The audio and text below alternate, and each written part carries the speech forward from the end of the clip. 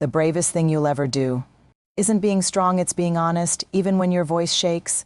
There is a quiet exhaustion that comes from not telling the truth, not the dramatic kind of lying, but the softer, more socially acceptable kind.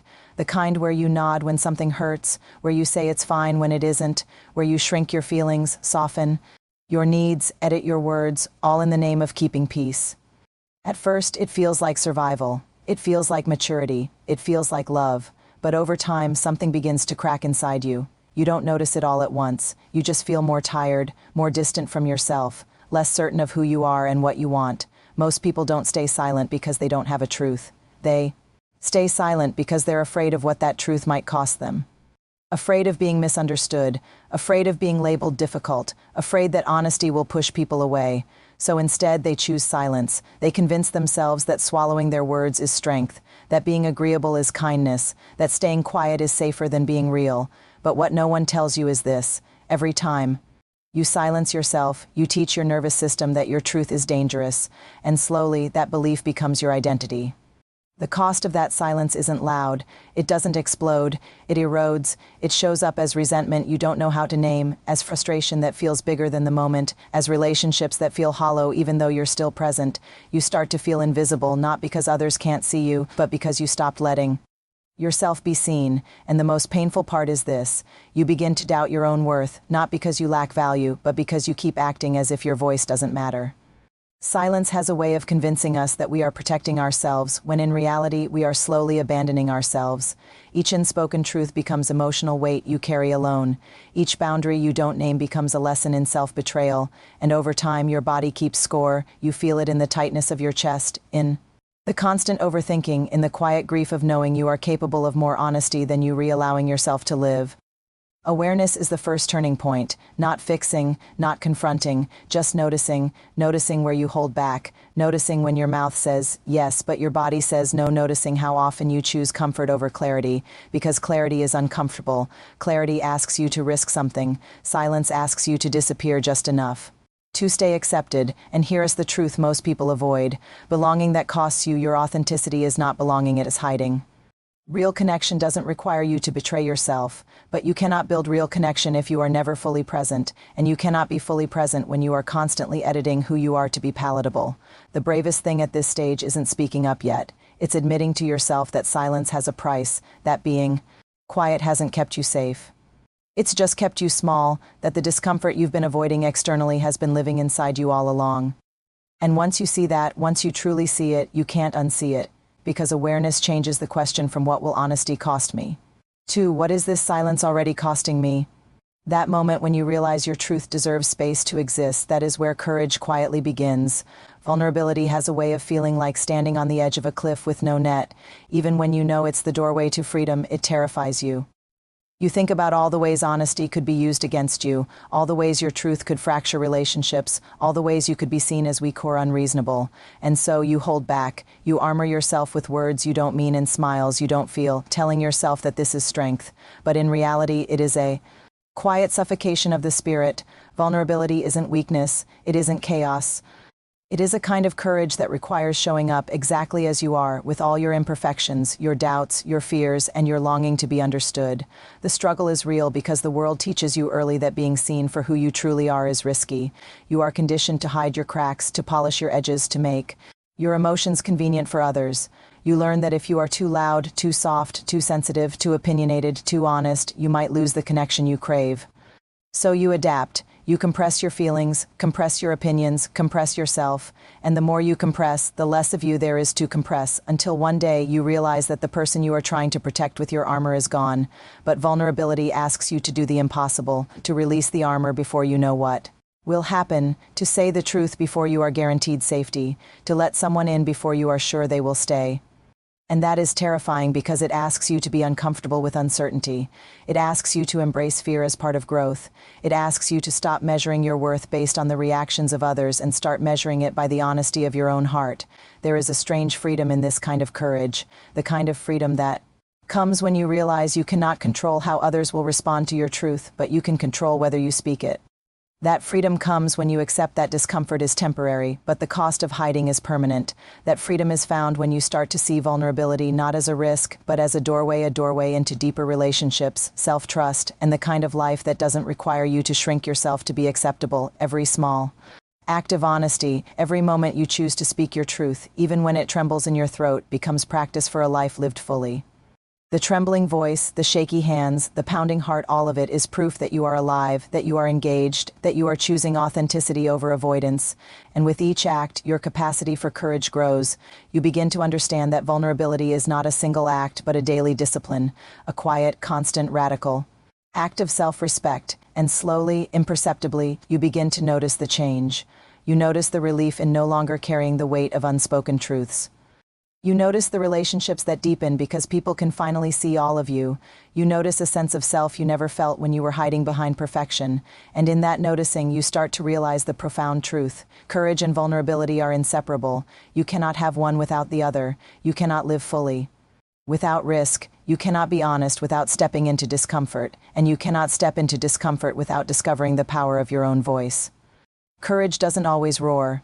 Most of the time it whispers in the quiet moments when you feel most exposed, most uncertain, and most afraid. It shows up when you consider speaking your truth, but your heart races and your hands shake. It's the choice to stand in discomfort because you know, deep down, that living small is no longer an option. Courage is not the absence of fear. It is moving forward despite fear, embracing the unknown with nothing but your integrity and your own sense of worth as your guide. You think that courage is grand, but often it is quiet. It is the soft yes whispered to yourself in the moments when no one else is watching. It is the act of choosing authenticity over acceptance, honesty over convenience, self-respect over temporary comfort. The inner struggle is relentless because your mind warns you endlessly of what could go wrong. What if you say the truth and they leave? What if you are judged, criticized, or misunderstood? What if speaking up shatters everything you've worked to hold together? And so you hesitate, you convince yourself that patience is bravery, that silence is protection, that shrinking is safety. But deep down, you know that every time you choose comfort over courage, a little piece of your soul dims. You know that every unspoken word, every unclaimed feeling, every moment you abandon yourself chips away at your confidence and your sense of self. Yet courage is patient, persistent, and quiet. It doesn't demand applause. It doesn't wait for permission. It doesn't negotiate with fear. It simply exists, waiting for you to meet it. And when you do, you discover that the act of standing in your truth changes you more than it changes anyone else. Speaking your truth is not about controlling outcomes. It is about reclaiming your own power, aligning your words with your heart, and refusing to shrink yourself to fit into a life that isn't yours. Courage begins when you stop asking for guarantees and start listening to the voice inside that knows what is right, even when it trembles. Every small courageous act compounds. Every time you allow yourself to say what you feel, to set boundaries, to express a need, or to admit a mistake, you are practicing bravery in a way that no one else can do for you. It is repetitive, quiet, and almost invisible. Yet it transforms you, reshapes the way you see yourself, and changes the way others relate to you. You begin to notice that your voice matters, that your feelings are valid, and that your presence is enough, even if it shakes the room or challenges expectations. And slowly, the inner landscape shifts. Fear no longer controls your choices. It simply becomes a companion, a reminder that you are alive and that your courage matters. You start to understand that courage is not a one-time event, but a lifelong habit, a daily discipline of showing up fully, saying what needs to be said, and standing in alignment with your truth.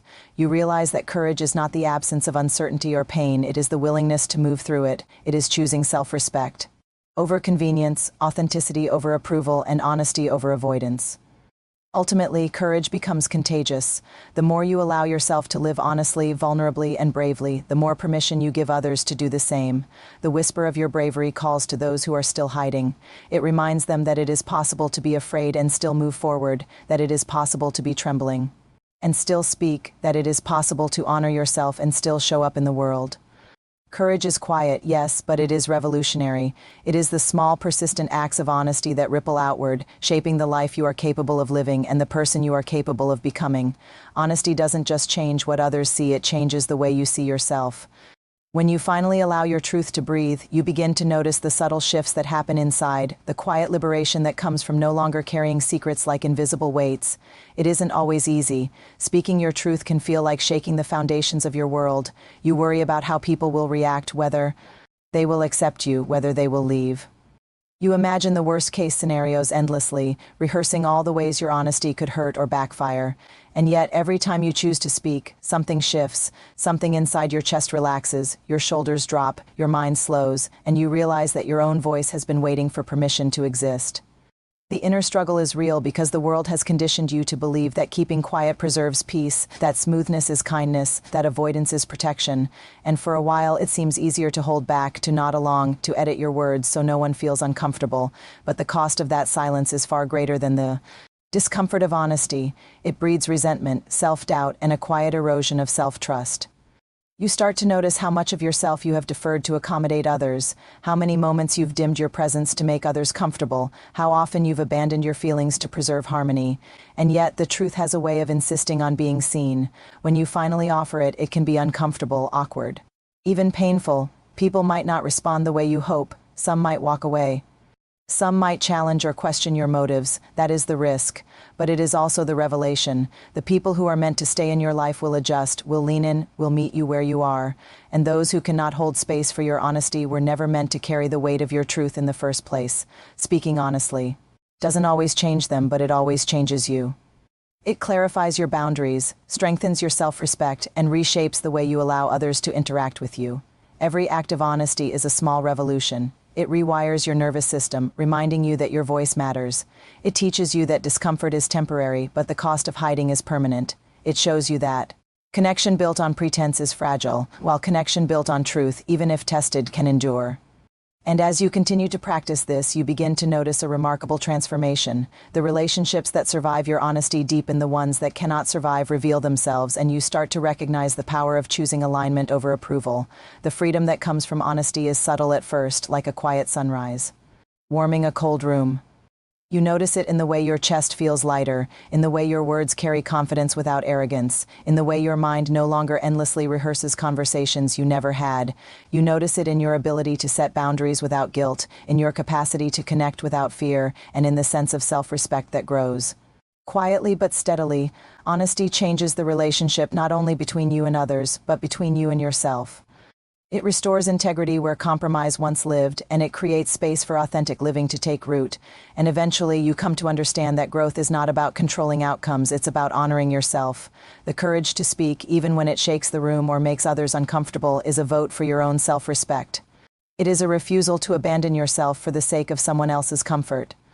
It is an invitation to live fully, to love authentically, and to cultivate relationships that honor the whole of who you are.